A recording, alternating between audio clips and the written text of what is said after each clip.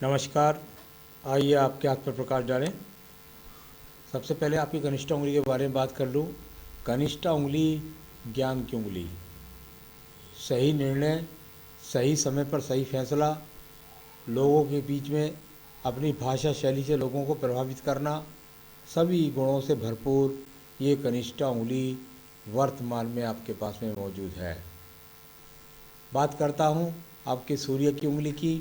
सूर्य की उंगली की लंबाई कुछ बृहस्पति की उंगली से बढ़ करके ऐसा व्यक्ति अपने जीवन के अंदर अपने जो टारगेट को लेकर चलता है, ईश्वर कृपा से उन्हें पूरा करता है। जीवन में मान सम्मान व्यक्ति का बना रहता है। दोनों उंगलियों के बीच में, शनि की उंगली के बीच में और सूर्य की उंगली के बीच में जब इस प्रकार का गैप आता है तो व्यक्ति को पैतृक संपत्ति में विवादों का सामना, पैतृक संपत्ति का देरी से मिलना, भाई बहनों के बीच में अच्छे संबंध ना होना, साथ ही साथ माता पिता की भी सेवा कई बार व्यक्ति नहीं कर पाता है। तो ये अपने आप में यहाँ इसका ये इंडिकेशंस है।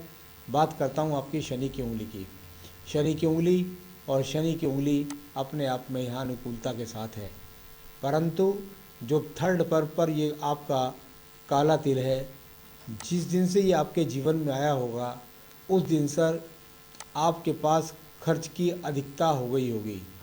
कई बार ऐसे व्यक्तियों का पैसा कोई व्यक्ति लेकर के नहीं देता है और कई बार पैतृक संपत्ति का लाभ नहीं मिलता है, और मिलता है तो इतना कि व्यक्ति के मन के अंदर कुंठा रह जाती है।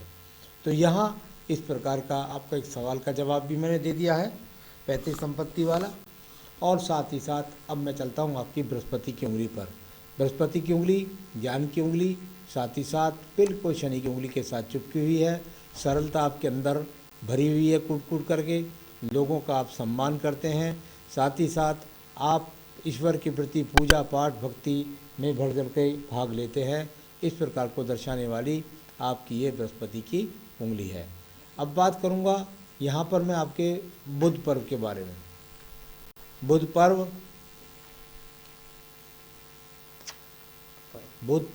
और बुध पर्व पर ये खड़ी हुई रेखाएं, यानी कि ये अपने आप में अच्छा इंडिकेशंस इसलिए माना जाता है कि बुध पर्व पर जब इस प्रकार की रेखाएं होती हैं तो व्यक्ति के जीवन के अंतर्गत धन के आगमन निरंतरता से बनाने वाला ये रेखाएं, साथ ही साथ संतान से सुख सहयोग की प्राप्ति को दर्शाती हुई आपकी ये रेखाएं हैं। अब बात करूँगा यहाँ पर मैं आपके सूर्य के पर्व की। सूर्य का पर्व और सूर्य के पर्व पर यदि मैं यहाँ देखूँ, एक छोटा सा ट्रायंगल बनाया, नीचे को भी लाभ वाली रेखाएं ऊपर की तरफ गई, यानी कुल मिलाकर के या तो व्यक्ति किसी अच्छे जॉब में काम करता है या फिर कि व्यक्ति सरकारी उपक्रम से भी जुड़ जाता है। तो कुल मिलाकर के कहीं ना कहीं अच्छी कंपनी से संबंधित काम करना यहाँ, और साथ ही साथ यदि वो काम नहीं करता है तो व्यक्ति व्यापार में दूर स्थानों से जुड़ करके अच्छा खासा सम्मान और लाभ कमाता है। आइए बात करता हूँ आपके एक और पर्व की, इसको बोलते हैं धन का पर्व। धन का पर्व शनि का पर्व, और शनि के पर्व पर यहाँ पर इस प्रकार की जो रेखाएं यहाँ पर दर्शाती हैं, और ये अनुकूलता के साथ में वी का चिन्ह। मैंने हमेशा कहा है कि विष्णु का चिन्ह, विक्ट्री का चिन्ह जब जब किसी के हाथ में हो जाता है तो ऐसे व्यक्ति को, स्वतंत्र व्यक्ति का तो होता ही है, स्वतंत्र स्वभाव का तो होता ही है, लेकिन साथ ही साथ यहाँ धन पर ये थोड़ा खुले हुए रेखाओं का मतलब हुआ कि आपके जीवन के अंदर भगवान विष्णु की कृपा आप पर बनी रहेगी, और उसकी कृपा से आपके जीवन के अंत समय तक आपके पास धन के आगमन बने रहेंगे। तो यहाँ इन रेखाओं का ये फल हुआ। तो आगे की धन की स्थिति कैसी है ये आपने पूछा, तो बिल्कुल निश्चित रूप से मैं कह सकता हूँ कि ये आपको, यानी कि ये एक दो डबल रेखा होगी यहाँ से, यानी कि आगे आने वाले समय में आपने कहा बच्चों के लिए धन प्राप्ति, बच्चों के लिए धन प्राप्ति नहीं, बच्चों से आपको भी धन की प्राप्ति होगी। तो दोनों स्थितियाँ यहाँ पर अनुकूल है। बाकी बच्चे कमा पाएंगे या उनकी क्या स्थिति है, उनके लिए आप उनकी जन्मपत्री दिखाएं। अब बात करता हूँ यहाँ बृहस्पति के पर्व की। बृहस्पति का पर्व, और जब बृहस्पति के पर्व पर ये 3 से 4 खड़ी रेखाएं मिल जाती हैं तो व्यक्ति अपने जीवन के अंदर निश्चित रूप से उसके बाद अपना घर का मकान भी होता है। साथ ही साथ ये खड़ी रेखाएं ऊपर की तरफ देखती हैं, यानी कुल मिलाकर के आपके जीवन के अंदर मान सम्मान बना रहेगा, ईश्वर के प्रति भक्ति करने वाले होंगे, दयालु प्रवृत्ति का होता है ऐसा व्यक्ति, और इस प्रकार को दर्शाने वाला यहाँ आपका बृहस्पति का ये पर्व है। अब बात करूँगा आपकी मैं हृदय रेखा की। हृदय रेखा और यहाँ हृदय रेखा से ये दो उठती हुई रेखाओं का आप ऐसा समझ सकते हैं ये बुद्ध का पर्व है, यानी बचपन से भी आपके जीवन के अंदर आपका आनंद पूर्वक आपका जीवन बचपन का अच्छी प्रकार से बीता है, अच्छे परिवार से ठीक से बीता है। साथ ही साथ हृदय रेखा आगे जा कर के यहाँ पर कुल जहाँ आप मुझसे 60 वर्ष में बात करते हैं वहाँ जा कर के इस रेखा पर यह अच्छा सिंबल नहीं है, यानी कुल मिलाकर के कह सकते हैं ख़राब बहुत बड़ी स्थिति नहीं कह रहा हूँ मैं, इसका मतलब है शुगर का, कोलेस्ट्रॉल का या जो उम्र के बीमारियाँ होती हैं उनकी शुरुआत आपके जीवन में इस समय चली हुई है। तो चलिए अब बात करेंगे इसके बाद में हम उसके लिए रेगुलर दवाई खाते रहें, कोई बहुत बड़ी बुरी बात की नहीं कह रहा। अब बात करूँगा यहाँ पर मंगल पर्व की। देखिए मंगल पर्व और मंगल पर्व होता है यहाँ पर जब युवा अवस्था रही होगी तो यहाँ बहुत सारी रेखाएँ रही होंगी, लेकिन अब युवा अवस्था नहीं है तो इतनी ज़्यादा नहीं, लेकिन कुल मिलाकर के आज भी आप में वो क्षमता है कि आप कार्य के प्रति उठ करके चल देते हैं। तो कुल मिलाकर के इसको इस प्रकार से जाना है। सेकंड मंगल पर्वत कहीं से कहीं तक कोई ऐसी रेखा नहीं है जिससे मैं कोई झगड़े को, कोई झंझट को, कोई मुकदमे को, ऐसी कोई भी स्थिति यहाँ पर नज़र नहीं आ रही। तो ये भी अनुकूल स्थिति मिला। अब बात करूँगा मैं आपकी यहाँ पर सीधा सीधा बुद्धि रेखा की। बुद्धि रेखा और यहाँ बुद्धि रेखा जा कर के सीधा सीधा आपकी मंगल यानी कुल जहाँ तक पहुँची है वो बुध पर्व के नीचे है और देख रही है कहाँ, मंगल पर्व की तरफ। तो यहाँ फिर कहीं ना कहीं ऐसा ही संबंध लगा कि कोई ना कहीं आपका नौकरी से संबंध आपके जीवन में ज़्यादा रहा होगा। तो चलिए यह बुद्धि रेखा अच्छी थी, नौकरी से रहा हो या व्यापार से रहा हो, कुल मिलाकर के जीवन में आपने अपनी बुद्धि का पूरा सदुपयोग किया और अपने जीवन की कार्यशैली को पूरा रखा। अब बात करूँगा चंद्र पर्वत की।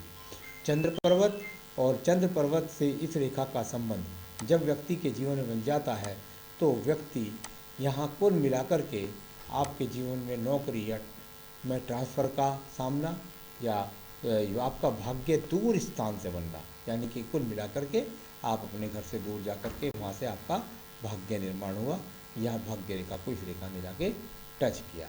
अब बात करता हूँ इसमें से थोड़ा सा अगर आप कहोगे व्यापारिक रेखा के रूप में कहेंगे तो देखिए ये व्यापारिक रेखा के रूप में यदि आप इसको कहते हैं तो कुल मिलाकर मैं कह सकता हूँ कि कोई साइड वाइज छोटा सा कोई व्यापार भी यदि करेंगे तो आपको उससे भी लाभ मिलेगा। साथ ही साथ ये शुक्र पर्व से जब इन्वॉल्वमेंट और यहाँ जाकर भाग्य रेखा में होता है तो यहाँ दूर स्थानों से जुड़ कर के यहाँ धन लाभ, आपका भाग्य दूर स्थान से जा कर के बनेगा। इस प्रकार को ये भाग्य रेखा शुरू हो गई। तो चलिए ये भाग्य रेखा और भाग्य रेखा जा कर के अनुकूलता से अगर मैं कहूँ तो 35 के बाद यानी 34 से 35वें वर्ष में आपके एक नए भाग्य का उदय हुआ। उसके बाद 39 में किसी स्थान परिवर्तन या ट्रांसफ़र जैसा या जॉब परिवर्तन जैसा दिखाई दिया। उसके बाद अनुकूलता से आज तक आप एक ही कार्यशैली पर लगातार स्थित हैं और आपकी जो आगे तक का भाग्य मैंने बता ही दिया था वो बहुत अनुकूल है। कुल मिलाकर संपूर्ण अनुकूलता के साथ में यहाँ आपकी भाग्य रेखा भी आपके पास विराजमान, बहुत ही सुंदर हाथ में लगातार देख रहा हूँ। अब बात करता हूँ मैं यहाँ पर आपके सीधा सीधा शुक्र पर्व की। शुक्र पर्व संसाधनों के लिए जाना जाता है। अच्छे संसाधन जीवन के अंदर होना, बहुत लग्जरियस जीवन तो नहीं दिखलाई देता लेकिन जीवन की आवश्यकताएं ज़रूर यहाँ पूरी दिखलाई देती है। थोड़ा सा शुक्र पर्वत पर यहाँ एक छोटा सा चिन्ह है और यहाँ कुल मिलाकर के कुछ रेखाएं यहाँ साबित हो रही है। तो हो सकता है कि आप बहुत ज़्यादा अब आकर्षण की तरफ या ऐसे समझ सकते हैं कि सुख सुविधाओं की तरफ से आपका ज़्यादा अब ध्यान हटने लगा है, कई बार ऐसा होता है। साथ ही साथ संसाधन है तो सामान्य किस्म के दिखलाई पड़ते हैं, कई बार पुरुषों से संबंधित रोग भी हो जाते हैं। अब इस प्रकार से यहाँ चलते हैं आपकी यहाँ पे सीधा सीधा आपकी संतान रेखाओं पर। आपके हाथ की संतान रेखाएँ यहाँ मुझे 3 चमक रही हैं। तो यहाँ 3 संतान का योग आपके हाथ से, बाकी पत्नी के हाथ से लगता है पता। और साथ ही साथ सबसे बढ़िया बात है कि उसमें से अच्छी रेखा निकल रही हैं, यानी संतान बहुत लायक, आपका सहयोग करने वाली।